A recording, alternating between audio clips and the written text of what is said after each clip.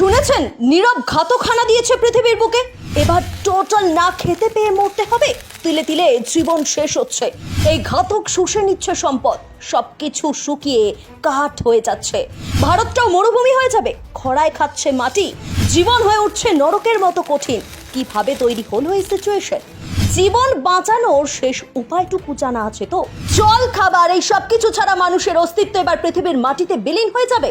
প্রথমেই সব থেকে বড় খবরটা দিয়ে রাখা দরকার। বিশ্ব জুড়ে লক্ষ লক্ষ মানুষ রীতিমতো না খেতে পেয়ে দিন কাটাচ্ছে, বাধ্য হচ্ছে। সবটাই হচ্ছে খরার জন্য। আস্তে আস্তে গ্রাস করতে শুরু করেছে একের পর এক দেশকে। কোথায় কোন পরিস্থিতি খবর রাখেন? ভারতেও ঢুকে গেছে খরা। জলের ব্যবহার করুন সাবধানে। জানেন, পূর্ব ও দক্ষিণ আফ্রিকার 9 কোটিরও বেশি মানুষ বিভিন্ন অঞ্চলের রেকর্ড ভাঙা খরার মধ্য দিয়ে দিন কাটিয়েছে। ফসলের ক্ষতি হয়েছে, গবাদি পশুর মৃত্যু হয়েছে। জিম্বাবুয়েতে মানুষ খিদে কাঁদছে। সোমালিয়ায় জনসংখ্যার 1/4 অনাহারের দিকে এগোচ্ছে। কমপক্ষে 10 লক্ষ মানুষ বাস্তুচ্যুত। 2024 সালের প্রথম দিকে মরক্কোতে টানা 6 বছর খরা ছিল। 57% জলের ঘাটতি।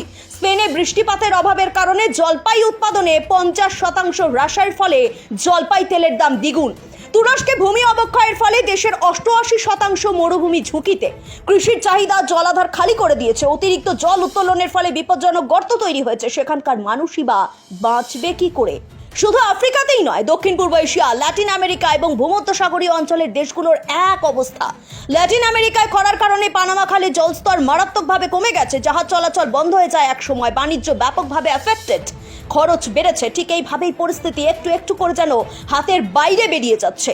এটা কোনো আঞ্চলিক সমস্যা না, গোটা বিশ্ব জুড়ে একটা মারাত্মক রকম ভয়াবহ পরিস্থিতি তৈরি হয়েছে। রিপোর্ট বলছে এটা একটা ধীর গতিতে ঘটে চলা বিশ্বব্যাপী বিপর্যয়, যা গোটা পৃথিবীতে অসুখের মতো ছড়াচ্ছে। অলরেডি ক্ষতিগ্রস্ত দেশগুলো সীমানা ছাড়িয়ে খরার প্রভাব পড়েছে অনেক দূর পর্যন্ত। চাল, কফি, চিনির মতো গুরুত্বপূর্ণ ফসলের উৎপাদন কমেছে। সাপ্লাই চেন নষ্ট হয়েছে। আমাদের দেশকেও এর ফল ভুগতে হয়েছে। 2023 থেকে 24 সালে থাইল্যান্ড এবং ভারতে খরা পরিস্থিতির কারণে চিনির উৎপাদন ও সরবরাহে ব্যাপক ঘাটতি দেখা দিয়েছিল। ফলে আমেরিকায় চিনির দাম বেড়েছিল 9%। কিন্তু কিভাবে তৈরি হলো এই পরিস্থিতি?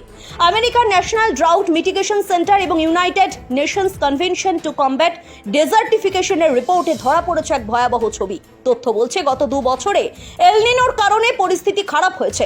সরবরাহের তুলনায় মিষ্টি জলের চাহিদা আগের চেয়ে বহুগুণ বেড়েছে। বিশ্বব্যাপী উত্তাপ বৃদ্ধির ফলে বৃষ্টিপাতের ধরন বদলেছে। শুষ্ক অঞ্চলগুলো আরো শুষ্ক হয়েছে। অন্যান্য অঞ্চলে অবিরাম বৃষ্টিপাতের পরিবর্তে মেঘফাটা বৃষ্টি দেখা যাচ্ছে। এর সঙ্গে যুক্ত হয়েছে জল সম্পদের ব্যাপক অব্যবস্থাপনা এবং দূষণ। সব মিলিয়ে গোটা বিশ্বই চরম খাদ্য সংকটের ঝুঁকির মধ্য দিয়ে এগিয়ে যাচ্ছে। পরিস্থিতি এতটাই ভয়ানক যে চলতি দশকের শেষে সরবরাহের তুলনায় মিষ্টি জলের চাহিদা 40% বাড়বে। আগামী 25 বছরের মধ্যে বিশ্বের খাদ্য উৎপাদনের পরিমাণ অর্ধেকেরও বেশি কমে যাওয়ার রিস্ক তৈরি হয়েছে।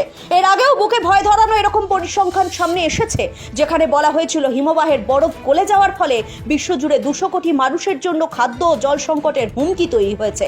অর্থাৎ জলের অভাবে, খাদ্যের অভাবে মরতে হবে কোটি কোটি মানুষকে, বলছে রিপোর্ট। অতএব এখান থেকে উদ্ধারের একটাই পথ দেখছেন বিশেষজ্ঞরা। জলাশয় পুনরুদ্ধার, দেশীয় ফসল ব্যবহার, অপ্রচলিত শক্তি এবং বিকল্প জল সরবরাহ প্রযুক্তি সহ প্রকৃতিভিত্তিক সমাধানের উপর গুরুত্ব দেওয়া। আর তারপরেও শক্তি, খাদ্য এবং জল একসঙ্গে চলে গেলে সমাজ ভেঙে যাবে। এটাই নিউ নর্মাল। এর জন্য আমাদের প্রস্তুত থাকতে হবে, বলছেন বিশেষজ্ঞদের একাংশ। ব্যুরো রিপোর্ট, টাটকা খবর।